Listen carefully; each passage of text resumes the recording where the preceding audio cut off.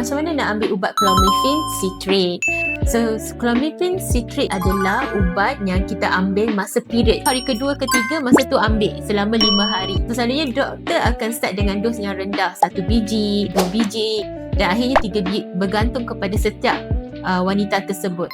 Tugas clomiphene citrate ni sebenarnya untuk bantu besarkan telur, untuk matangkan telur. Dia lebih sesuai bagi wanita yang telur dia tak matang, macam PCOS. Tujuan utama ambil clomiphene citrate. So bila dah ambil daripada hari kedua sampai hari ke-6 ataupun hari ke-3 sampai hari ke-7, lepas tu kita kena pantau, kita kena scan tengok telur tu besar ke tak. So kita akan scan pada hari ke-12, ke-13. Kalau ada telur terbesar, telur tu matang, dan kita tengok dinding rahim dia juga tebal ke tak. Lepas tu kita bagi suntikan trigger shot supaya telur tu akan ovulate, akan dilepaskan, maka ovulasi berlaku dan kita nak time bila waktu yang sesuai untuk bersama.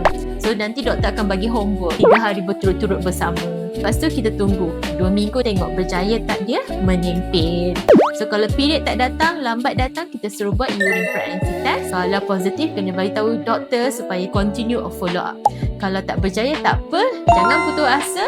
Sebab bermulalah kitaran yang baru dan kita akan always start semula rawatan bersama dengan clomiphene citrate.